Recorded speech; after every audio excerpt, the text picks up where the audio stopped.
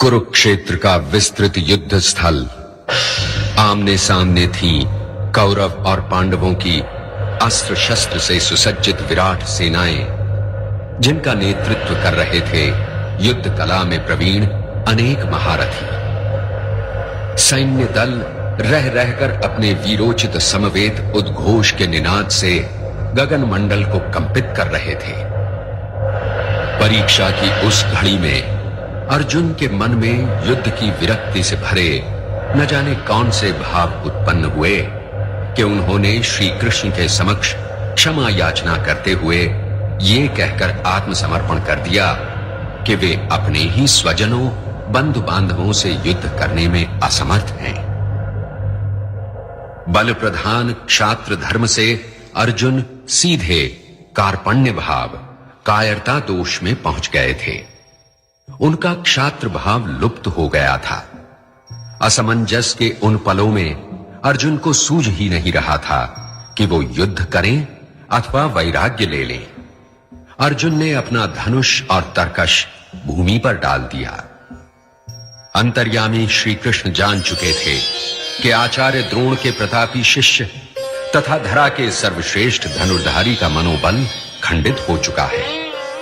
ऐसे में कृष्ण के समक्ष एक कर्तव्य आ खड़ा हुआ, गुरु का। अतएव तर्क, बुद्धि, ज्ञान और कर्म की चर्चा से तथा विश्व के स्वभाव की जानकारी देकर और अंत में सर्वोपरि परम सत्तावान ब्रह्म के विराट स्वरूप का साक्षात दर्शन कराकर कर्तव्य पथ से भटके अर्जुन के मन रूपी अश्व की रास खींचकर उसे क्षात्र धर्म की ओर उन्मुख करना ही महायोगी कृष्ण का एकमात्र लक्ष्य था। कुरुक्षेत्र के रण प्रांगण में श्री कृष्ण ने अर्जुन को जो उपदेश दिया था वही श्रीमद् भगवद गीता के नाम से प्रसिद्ध है। तत्व ज्ञान के वर्णन की भव्य और मुग्धकारी काव्य शैली गीता का निजी सौरभ है। इसीलिए इसका नाम पड़ा भगवद गीता, अर्थात भगवान का गाया हुआ ज्ञान। ये महाभारत के भीष्म पर्व का अंग है। इसमें 18 अध्याय और लगभग 700 श्लोक हैं। गीता विचारों की, ज्ञान की सतत प्रवाहमती मंदाकिनी है, जो हमारी संस्कृति को युगों युगों से अपने पावन जल से सिंचित करती आ रही है।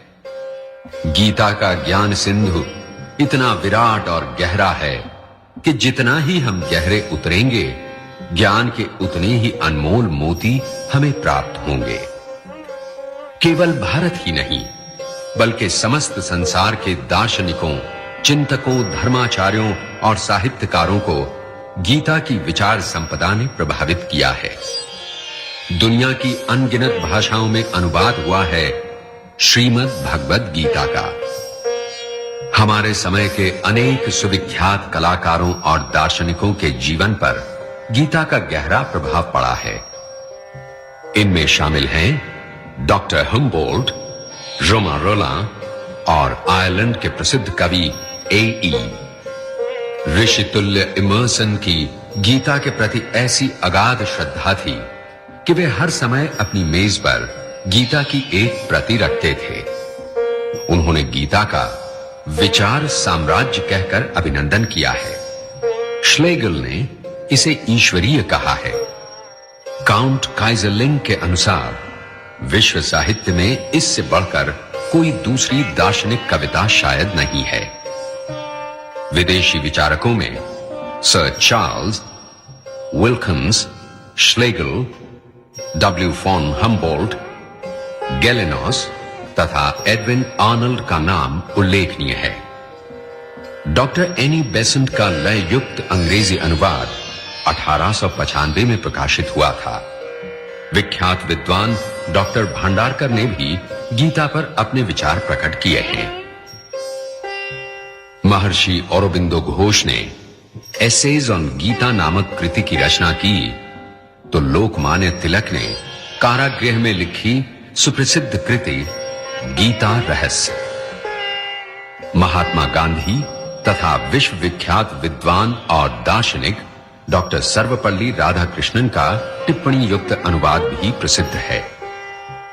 अंतः साक्षात्कार पाने के कई मार्ग हैं, जैसे ध्यान, ज्ञान, कर्म, प्रेम और भक्ति।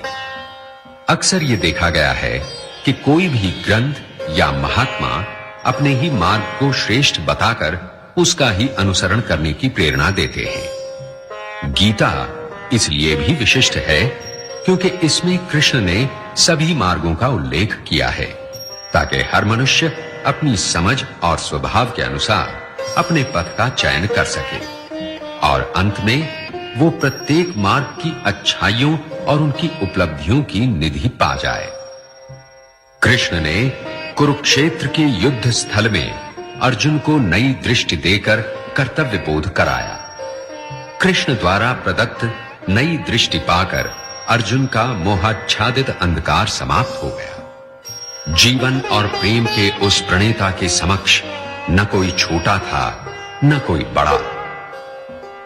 चाहे वो विशेष अधिकार संपन्न व्यक्ति हो अथवा पद दलित मानव, सबके लिए उसका एक ही संदेश है, तुम ईश्वर की संतान हो, उसी का अंश हो और अंत में उसी में विलीन भी हो जाओगे।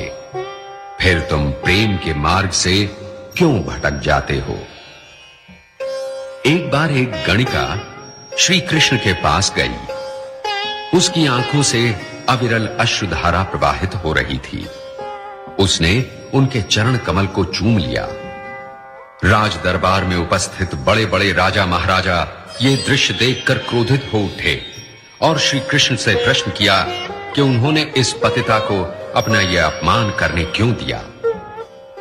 श्री कृष्ण ने मुस्कुराकर उत्तर दिया, इसे कुछ मत कहो, ये तुमसे अधिक जानती है, क्योंकि इसके पास प्रेम और श्रद्धा है। गीता की शिक्षा के अनुसार सच्चा व्यक्ति वही है जो सदाचार का जीवन व्यतीत करता है, जो प्रत्येक कार्य आत्मा में लीन होकर करता है तथा आत्मा का अनुसरण करता है, न कि वो जो केवल मंत्रों का जाप या श्लोकों का पाठ करता है। गीता एक ऐसे धर्म की प्राण प्रतिष्ठा करती है जिसमें पूर्व और पश्चिम की सीमाएं नहीं हैं।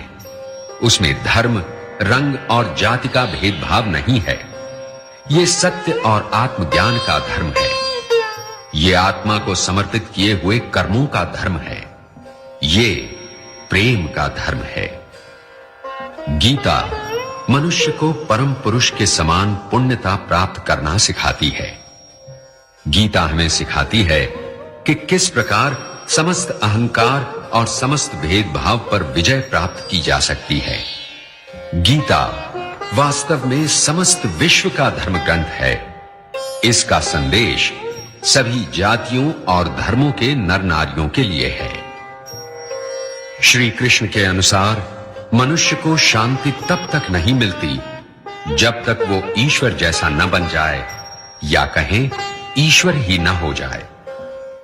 इस उद्देश्य को प्राप्त करने के प्रयत्न ही मनुष्य के आत्म साक्षात्कार के साधन बन जाते हैं, और ये आत्म साक्षात्कार ही गीता का मुख्य विचार है।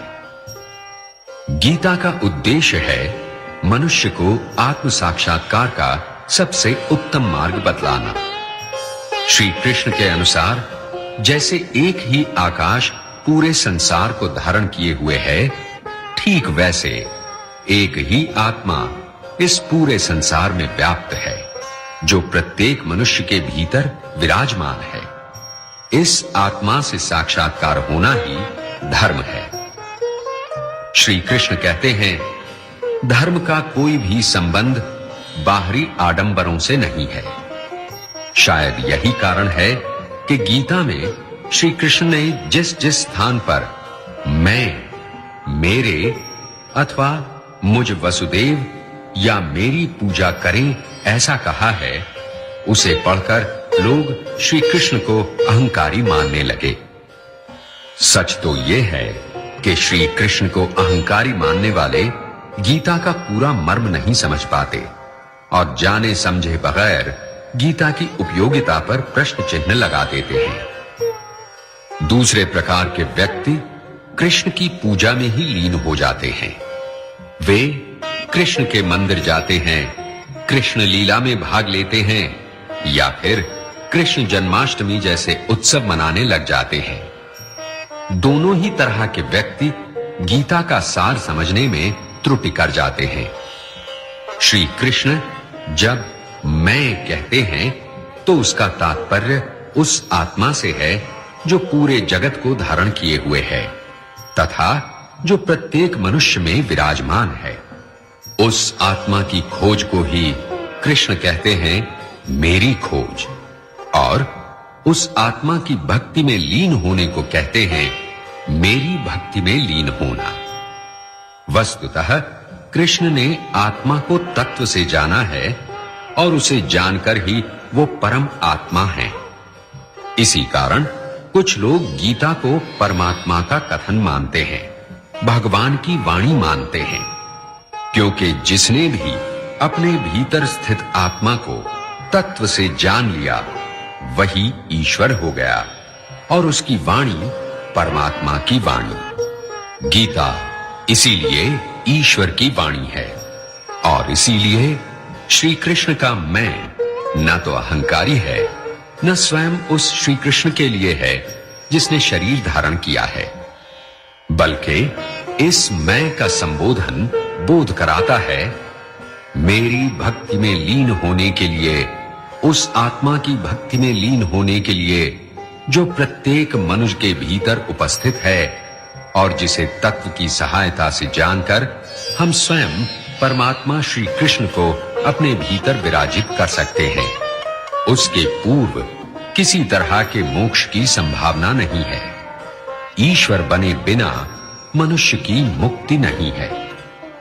श्री कृष्ण की ये गीता वास्तव में मनुष्य के परमात्मा, ईश्वर या सच्चिदानंद बनने की राह में आने वाली बाधाओं की चर्चा है, जिन्हें दूर कर मनुष्य अपनी आत्मा को पहचान सकता है। श्री कृष्ण ने इस उद्देश्य की प्राप्ति के लिए अनेक क्रांतिकारी वचन कहे हैं, जो समस्त प्राचीन मान्यताओं तथा व्याख्याओं का भ्रम तोड़ देते हैं।